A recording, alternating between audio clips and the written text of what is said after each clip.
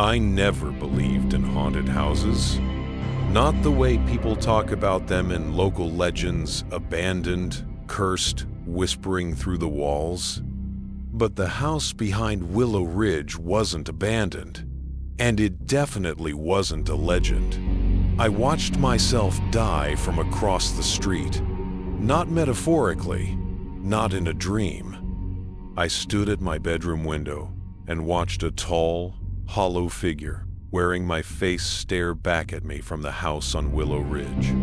3 days later, I became one. Welcome. You have entered a spooky universe where stories never sleep and shadows never fade.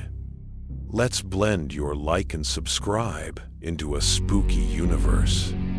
Before we begin, tell me, where are you watching from, and what time is it for you right now? I've always found that question fascinating, because no matter where you are, when the lights go out and the night grows cold, the same darkness finds us all.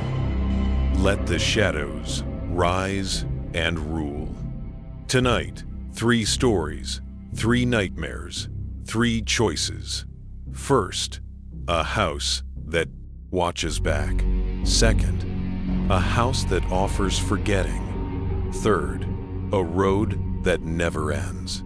Timestamps in the description. Choose your nightmare. It was just old. An early 60s 2-story with peeling green paint and a warped front porch. The kind of place you pass without ever looking at twice. Except I had to look at it, because for 6 months, I lived directly across the street. I moved into my apartment last spring. Quiet area, mostly older residents, the kind of neighborhood where people still waved at each other. Nothing strange, nothing creepy. But everything changed the first week I was there. I was unpacking late at night, window open, letting in the early summer air when I heard something. A thump. Then another, slow, deliberate, almost rhythmic. I looked across the street straight at the Willow Ridge house. One window on the second floor glowed faint yellow through dusty curtains. And in that glow, something moved. A shape, just the outline of someone standing, perfectly still, facing my window. I froze.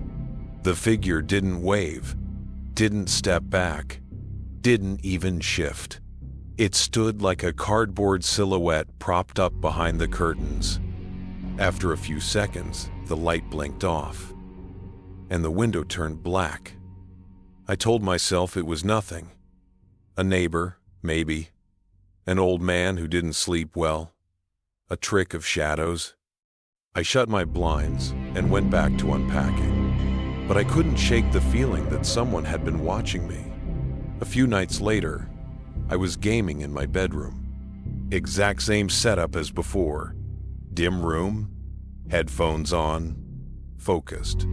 At some point, my loading screen hit, and out of habit, I glanced to my right, straight at the window. The Willow Ridge house was dark except for one upstairs window, the same window. But this time the curtains were slightly open, and someone or something stood behind them again. A tall silhouette, too tall, shoulders narrow, head tilted at an unnatural angle, like they were listening for something inside the walls. I stood up, walked closer to my window, and leaned in. The silhouette slowly tilted its head the opposite direction, as if mirroring me. A cold shock ran through my whole body. My breath fogged the glass. Then the curtains snapped shut. I stepped back so fast, I knocked into my chair. My heart was pounding. The house had been silent for months. Everyone said it was empty, and yet every time I looked, there was someone in that room. I barely slept that night. A week passed, with nothing unusual. No lights, no silhouettes, no shadows. I convinced myself it had just been a neighbor cleaning. or someone passing through. The mind sees what it wants to see, right? Then, the night the house woke up, I came home late from work, maybe 11:30 p.m. The street was dead quiet. My headlights washed over the Willow Ridge house as I pulled into my driveway. All the windows were glowing.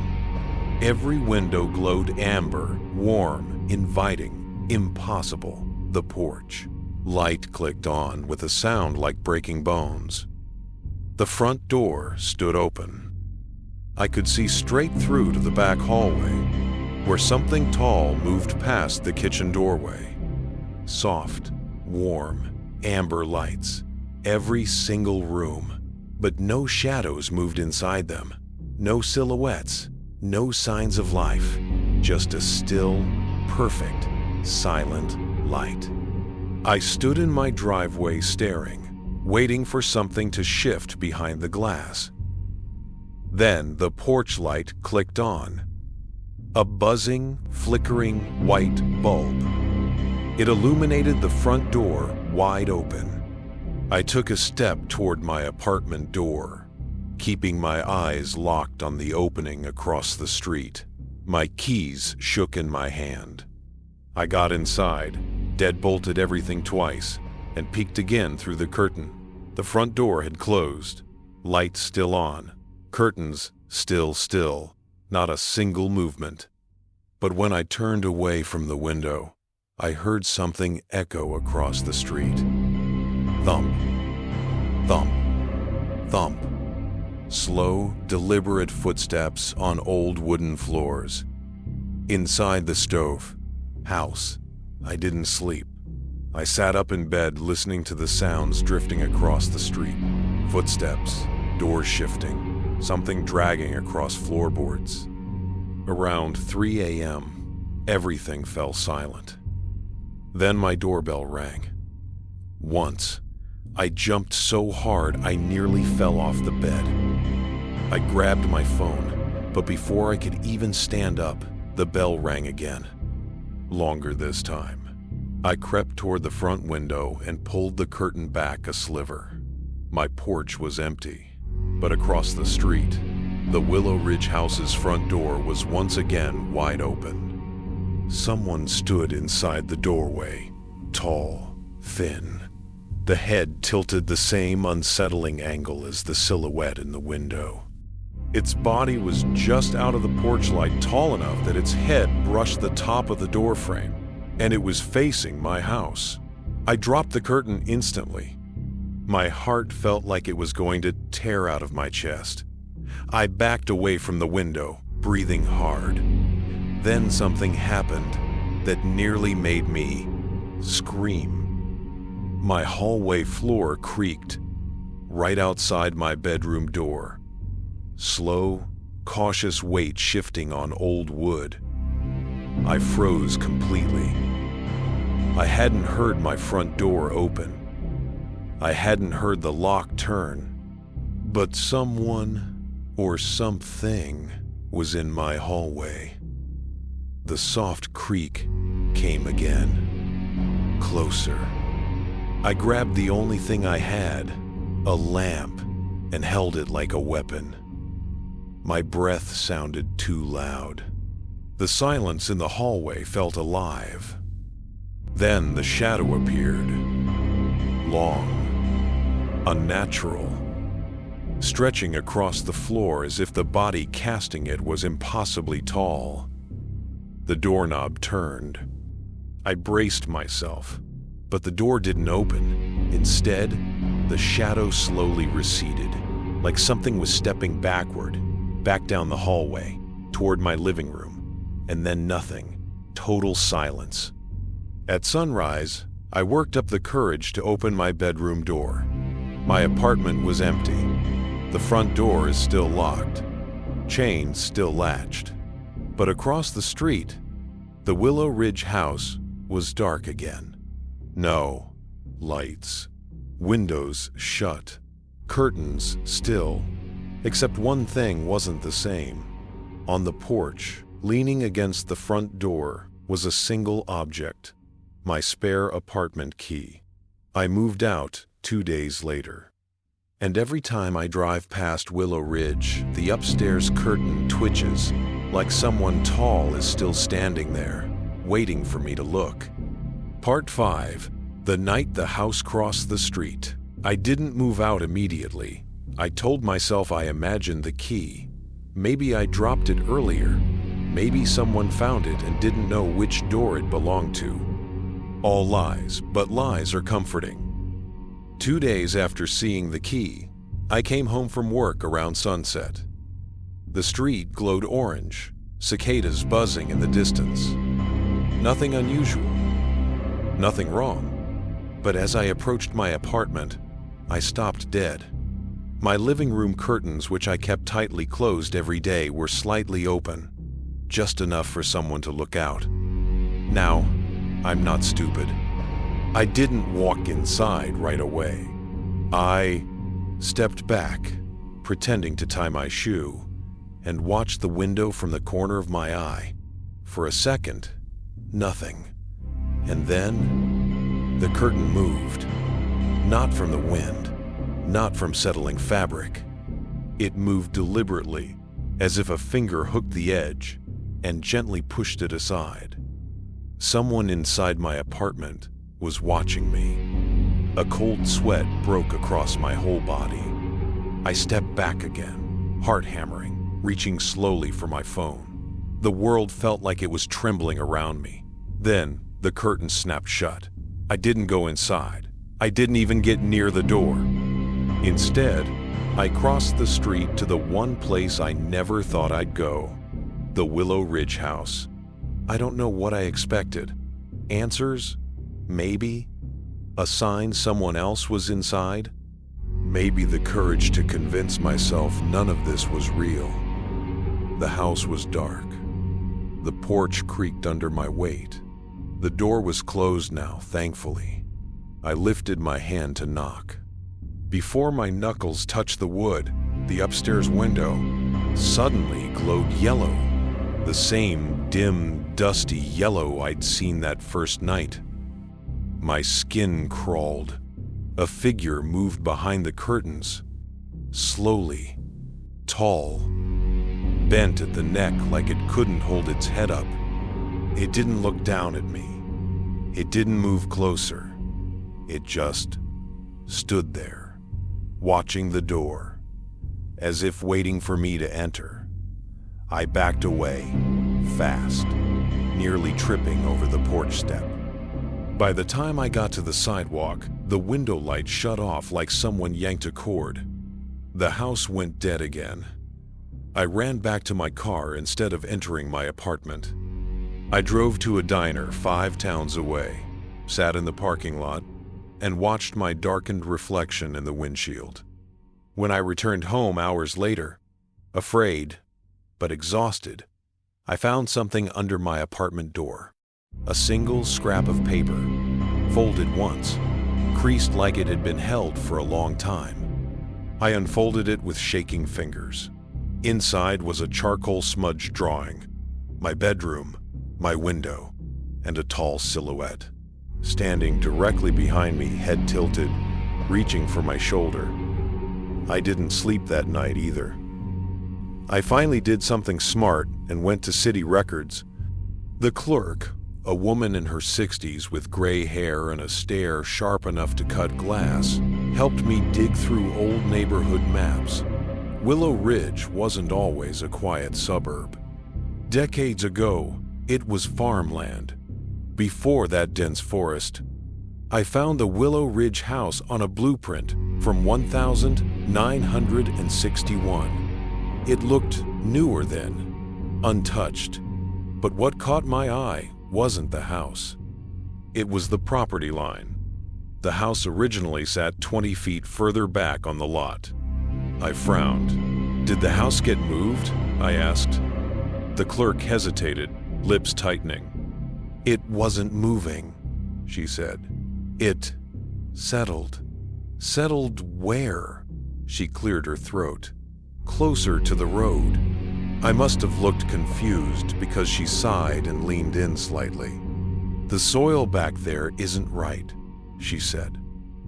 "A long time ago, something was buried on that land. The ground never held structures well after that." "What was buried?" I asked. Her eyes flicked to mine, then to the window. "Bodies." The air in my lungs turned to stone. "Illegal burials," she added quickly. "Not a cemetery, something else. There were investigations, missing persons. The records get muddy." I asked for specifics. She refused. But before I could walk away, she added, "Whatever was left under that soil, it never stayed down. I left faster than I'd walked in." That night, I went home with my heart pounding. Every instinct screamed to pack up and leave. But exhaustion cracked my judgment. I told myself one last night wouldn't kill me. I unlocked my apartment door. Everything looked normal. Living room untouched, curtains closed, lights off. I exhaled in relief and walked toward my bedroom, then creak. The floorboard behind me bent under weight. I froze. Slowly, painfully slowly, I turned around. At first, I saw nothing, just the outline of my couch in the dim light. Then, my eyes adjusted. Someone was standing behind the couch, tall. 2 tall shoulders nearly brushing the ceiling, neck bent in that same crooked angle. Its arms hung long at its sides like wet rope. The fingers twitched, scraping lightly against the back of the couch. I couldn't breathe. Its head rolled toward me like it was studying me. No eyes, no features. Just a smooth, stretched dark hollow where a face should be. I stumbled backward into the wall, lamp shaking in my hand. The thing raised one hand, long, bony, shaking, and pointed toward the window. My bedroom window. I didn't know what that meant. I didn't want to know. I bolted. I sprinted out the front door, down the steps, and into the street. I didn't look back. I didn't grab my keys, wallet, or phone charger. I drove with my hands trembling on the wheel until I reached my friend's place across town. I slept on his couch that night, barely. The next morning, I returned with him at my side.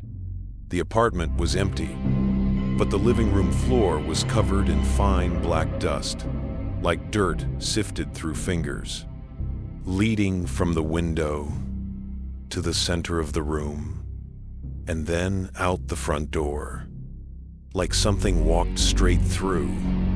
Across the street, the Willow Ridge house sat in total silence. Except one window upstairs was open, the curtain pulled back, inviting me, or watching. I tried to stay away. I really did.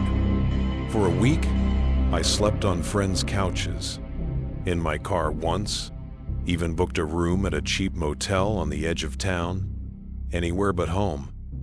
But every night, I saw it. Behind windows, in reflections, across parking lots, standing in hallways that shouldn't have had shadows, always still, always tall, always watching.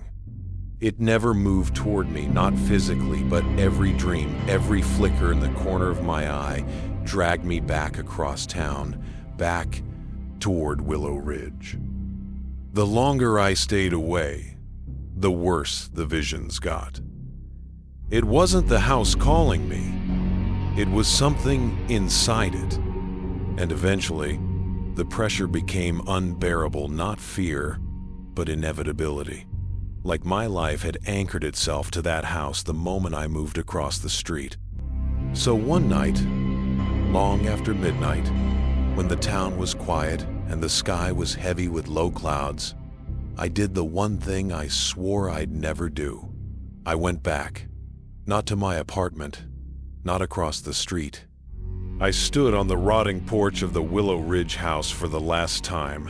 The front door was already open, not wide, just a crack, just enough for someone to slip through. The house smelled like damp earth and old wood. The air was cold, far colder than the night outside. My breath fogged instantly. I stepped inside.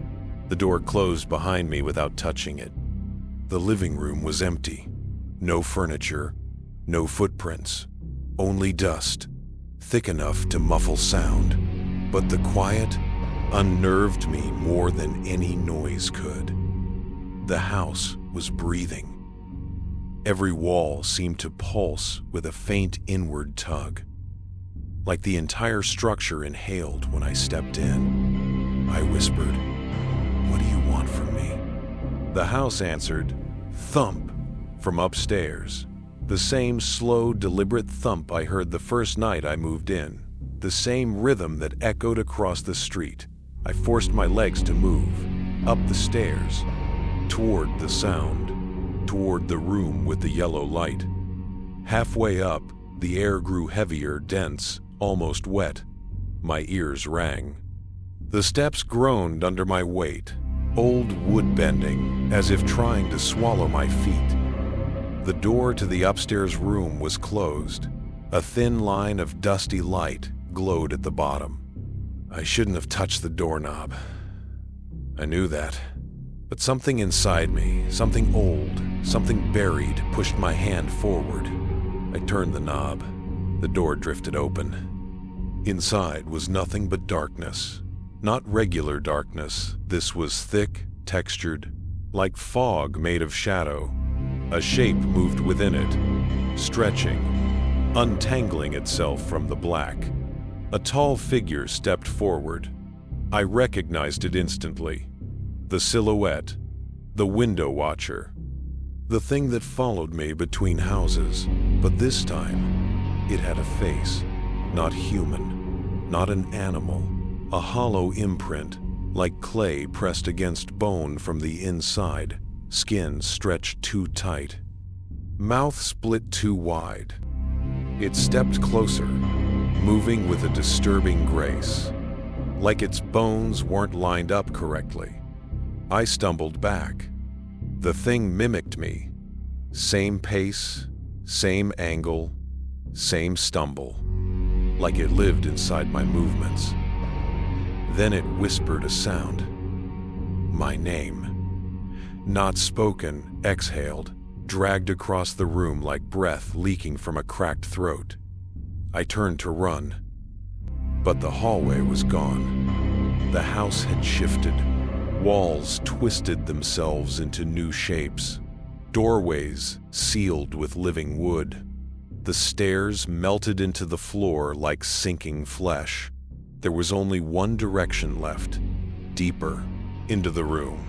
The shadow behind me moved closer, tall enough that its head brushed the ceiling. I felt its fingers graze the back of my shirt. I ran blindly into the black. The floor disappeared. I fell, not down through darkness, through rooms that didn't exist, past windows that weren't mine but showed my apartment interior, my hallway, my bedroom. The shadow fell with me. Then silence. I woke up lying on a cold carpet. My carpet, in my apartment. Morning light leaked through my curtains. I sat up, dizzy, heart pounding.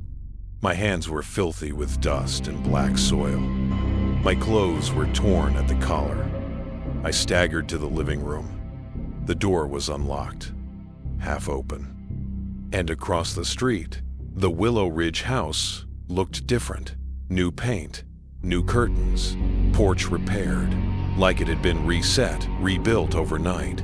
A moving truck sat in the driveway. A young couple unloaded boxes with their son, maybe 8 years old, carrying a stuffed dinosaur, and laughing as he ran up the porch steps. I opened my mouth to shout, to warn them, to tell them to leave while they still could. Then I froze.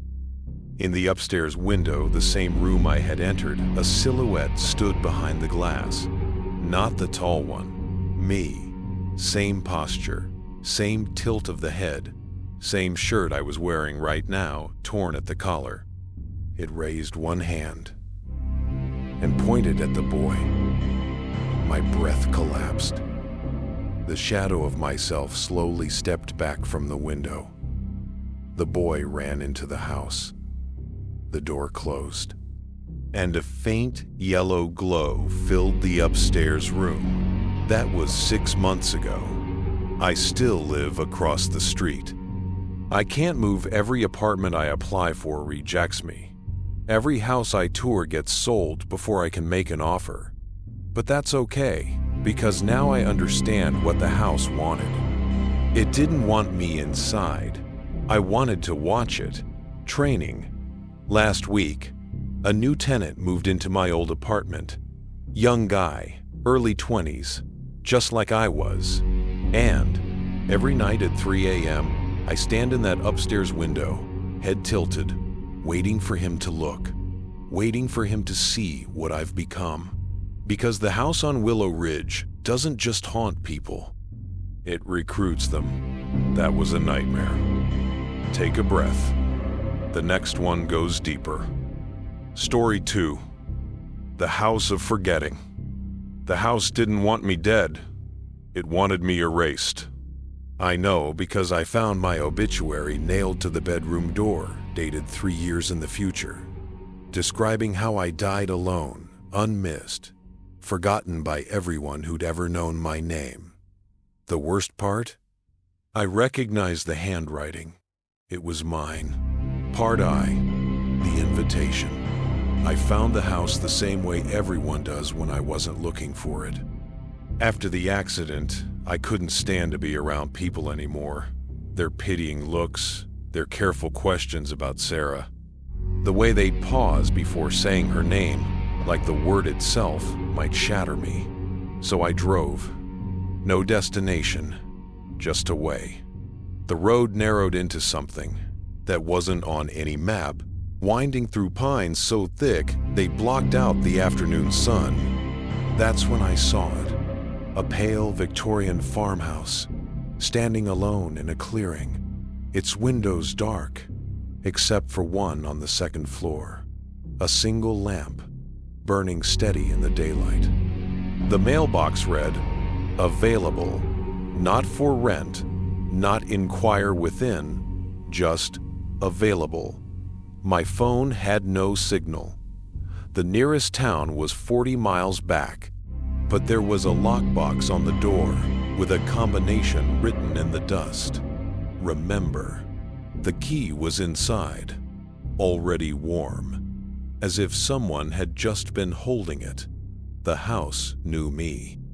That's the only way I can describe it. The moment I stepped inside, something shifted, not in the air, but deeper, like reality adjusting to my presence.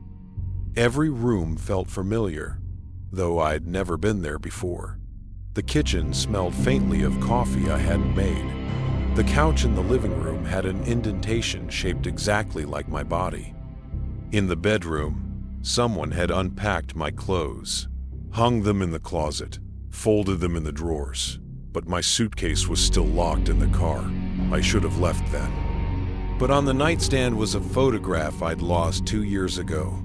Sarah and me at the lighthouse, her face caught mid-laugh, the wind pulling her hair across her eyes. The photo I'd torn up the day after the funeral. Beneath it, written in handwriting that looked disturbingly like mine, "She's not gone. She's just in the wrong room." The house had too many doors. I counted 6 rooms that first day. By the 3rd day, there were 9. Then 12. Hallways appeared where walls had been. Staircases led to floors that shouldn't exist. But the worst part? Each new room held something I'd forgotten. A birthday card from my mother, dead for 15 years. The watch I'd lost in college. A voicemail from Sarah, One I'd deleted without listening to because I couldn't bear to hear her voice one more time. The phone sat on a small table in what I'd started calling the memory room. It was an old rotary model, cream-colored plastic, cords stretching into the wall. When I picked up the receiver, I heard static, and beneath it, breathing. Then her voice, crackling through decades of distance. "Why didn't you answer when I called?" I dropped the phone, but that night, it rang. I didn't answer. I couldn't. Instead, I counted the rings, 47 times before it stopped. The exact number of days between our last fight and the accident. On the 5th day, I discovered a room with no door. I'd been searching for the source of a sound, footsteps pacing overhead, always exactly above wherever I stood. The rhythm was maddening. 3 steps, pause, 2 more. Over and over. Following the sound led me to a section of wall in the upstairs hallway that felt different, warmer. When I pressed against it, my hand sank through like water. The room beyond was circular, windowless, lit by candles that had been burning so long they'd melted into pools of wax in 1-2s. The center stood a mirror, tall and oval, its glass darker than any mirror should be. My reflection stared back, but it was wrong. It was me from 3 years ago, healthier, happier. Wedding ring still on my finger. And standing behind me in the reflection was Sarah. She looked exactly as she had the morning of the accident, wearing that blue sundress, her hair pulled back, a question in her eyes. She raised one hand and pressed it against the glass from her side. I felt cold fingers brush my shoulder blade. When I spun around, the room was empty. But in the mirror, Sarah's reflection smiled sadly and mouthed 2 words, "Wrong choice." The room suddenly flooded with the smell. Her perfume, the lavender soap she used, the mint tea she drank every morning. All the small things I'd forced myself to forget because remembering hurt too much. Sarah pressed both palms against the glass now. Her lips moved, forming words I couldn't hear but somehow understood. It wasn't the crash that killed me. It was you letting go of my hand. I looked down at my reflection, still wearing the wedding ring, still reaching for hers, while my real hand, the one outside the mirror, was empty. It had been empty for 3 years. The knocking started that night. 3 pounds, pause, 2 more. The same rhythm as the footsteps, but louder now, echoing from beneath the floorboards. I found the basement entrance behind a door I'd walked past 100 times, one I'd somehow never thought to open. The stairs descended into earth-scented darkness. At the bottom was a single room with dirt walls and a table covered in Polaroid photographs. Hundreds of them, all of me and Sarah. But these weren't memories I had. They were memories of a life I'd never lived. Sarah pregnant, glowing, my hand on her stomach. A little girl with Sarah's eyes, maybe 3 years old, on my shoulders. That same girl graduating high school, Sarah and me graying at the temples, arms around each other. The photographs were dated, each one a year in the future I'd lost. In the center of the table was a note in my handwriting. "You can have this. You just have to forget why you can't." That's when I understood. The accident hadn't killed Sarah. I had. The memories came back in pieces, sharp as glass. The fight. I am driving angry. Sarah begging me to slow down. The curve in the road I'd taken too fast because I wanted to punish her with my silence, my speed, my recklessness. The moment before the tree, her hand reached for mine. The sound of metal screaming. I'd survived. She hadn't. And I'd spent 2 years telling myself it was just an accident, that I couldn't have known, that it wasn't my fault rewriting history in my head until I almost believed it. The house didn't want to haunt me. It wanted to offer me something. A trade. In the mirror room, Sarah's reflection was still waiting. She'd been waiting all along. The house would let me forget. Erase the guilt. Replace my memories with the photographs in the basement. A life where I'd made different choices. Where she'd lived. Where we'd grown old together. All I had to do was walk through the mirror and leave behind the truth of who I really was. Part 7. The Man Who Stayed. I stood in front of that mirror for 3 hours. Sarah's reflection never moved, never spoke again. She just waited, patient as only the dead can be. I wanted to step through. God, I wanted it more than I've ever wanted anything. But I knew what the house was asking. It wasn't offering redemption. It was offering erasure. If I walked through, I wouldn't be choosing to save Sarah. I'd be choosing to become someone who never killed her, someone who didn't carry the weight, who didn't deserve to carry it. I'd be stealing a life I had no right to, so I didn't step through. I turned around, walked out of that room, and kept walking until I found my car. The house fought me. Hallways looped back on themselves. Doors opened to rooms I'd already left. The photographs from the basement appeared in every corner, showing me what I was giving up, but I kept moving. And when I finally broke through the front door, the house was burning. Not with fire, with light. Pure, white, terrible light that erased it piece by piece, like a photograph overexposed. I drove for 6 hours before my phone got a signal again. When I looked up the address later, I found nothing but an empty lot and a historical marker. The clerk at the records office called me 2 days later. "You asked about the Moreau house," she said, voice tight. I found something else in the archives. A journal entry from the widower who built it. She read it to me over the phone. "I have succeeded in creating rooms where the dead may speak, but the price is memory itself. Those who enter may choose to forget their sins, but they must also forget who they were before committing them. The house does not judge, it only offers erasure. May God forgive me for building it." I thanked her and hung up. Then I burned the Polaroid of the lamp in the rearview mirror. But sometimes, late at night, when guilt presses heavy on my chest, I still see that light in my peripheral vision, and I know exactly what it's offering. You've been listening to Spooky Universe. The thing about guilt? It builds rooms inside you, and some rooms you're not meant to enter. If you've made it this far, you're ready for the final nightmare. Story 3. The Echo Drive. My car drove for 6 hours after I died. I know because I was still in the passenger seat, watching my corpse steer. And the worst part? It kept asking me for directions.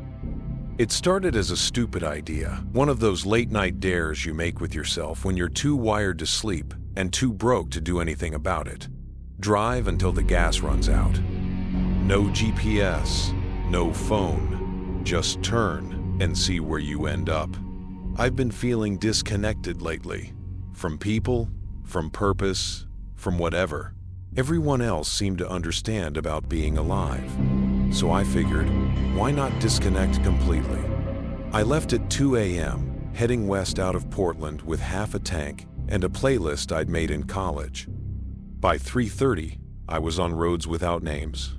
By 4, I realized my phone had no signal. Not just no bars, but completely dead. Screen black, despite being at 78% battery when I'd started. By 4:15, I noticed the mile markers were going backward. Mile 87, mile 86, mile 85.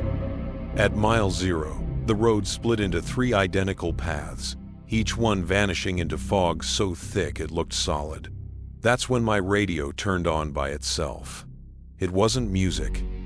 It was someone breathing slow, deliberate, like they were standing right behind my seat. I punched the power button. The radio stayed on, changed the station. Same breathing on every frequency. Ripped out the faceplate entirely. The breathing continued, now coming from the speakers in the doors, the dashboard, even the subwoofer in the back. Then it spoke. "You need to turn around." The voice was calm, familiar. It took me a full 10 seconds to realize why. It was my voice. Not similar, not close. Exactly mine, down to the slight lisp on the S, the way I dropped my R's. "Turn around," it said again. "Before you reach the mile you're not supposed to see." "Who is this?" I demanded, my hands white-knuckled on the wheel. "You. 2 hours from now. Please.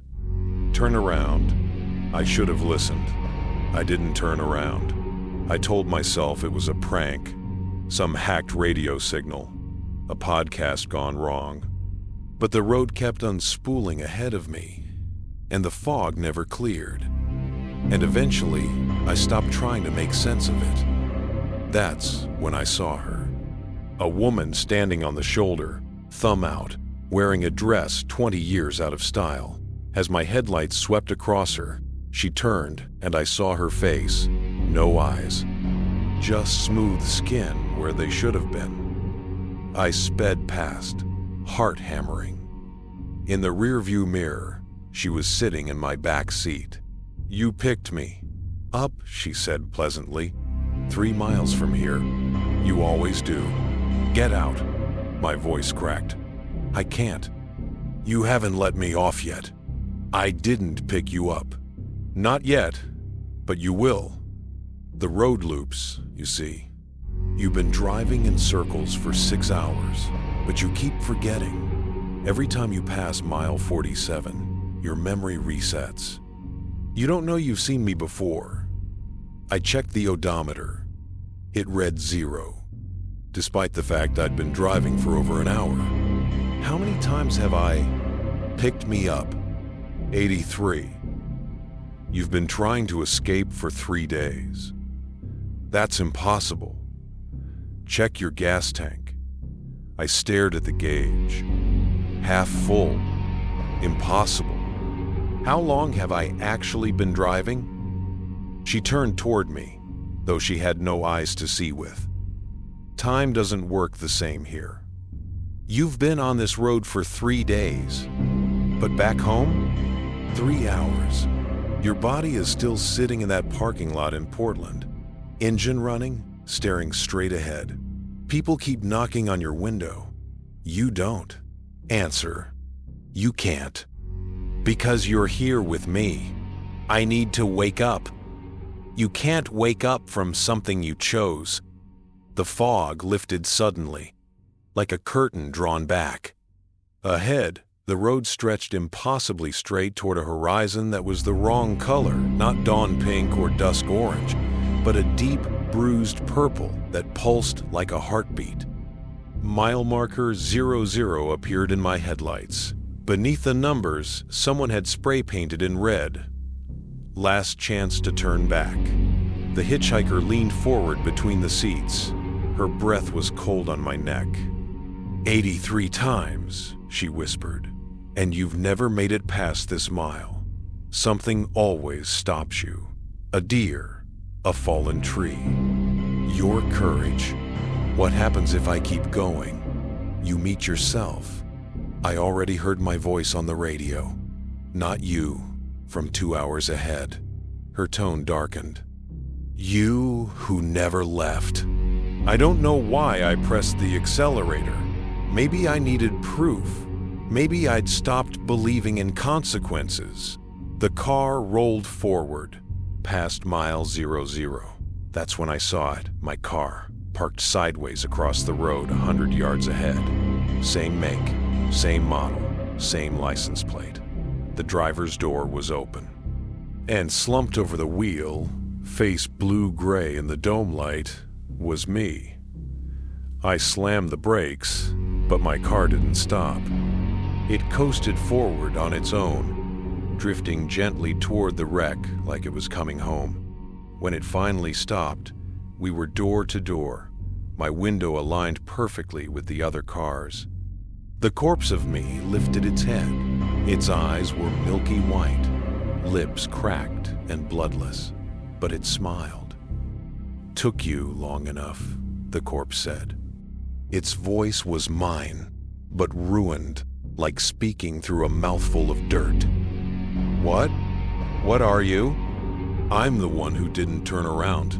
I kept driving, past the warnings, past the hitchhiker, past mile 00, and I found the end of the road. Where does it end? The corpse's smile widened. "It doesn't. That's the point.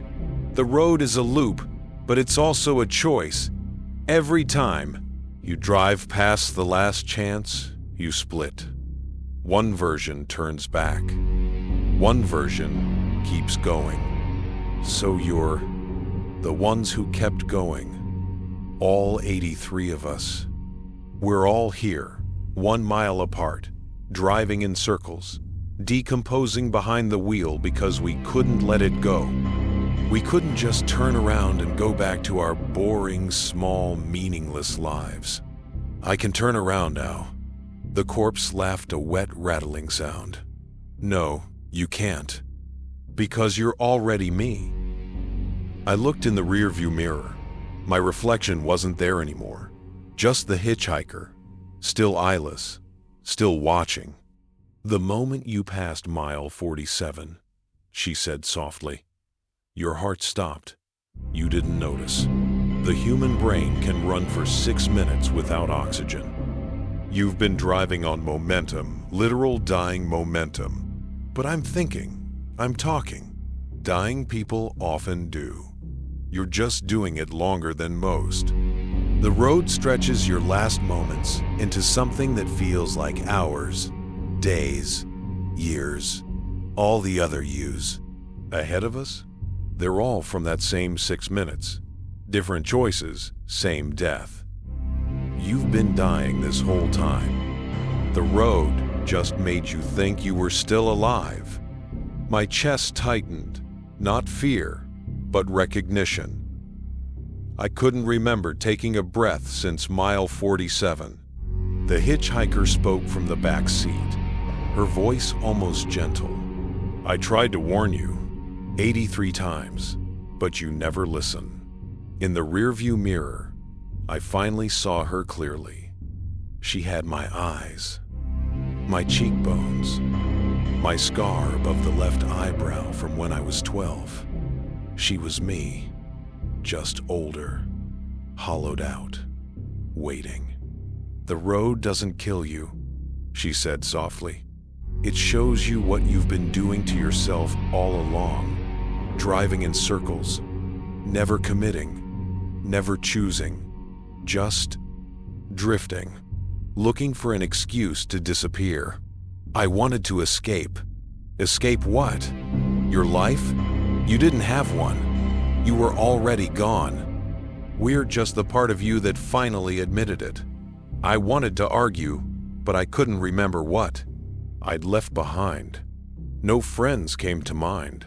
No job worth mentioning. No one who'd notice I was missing.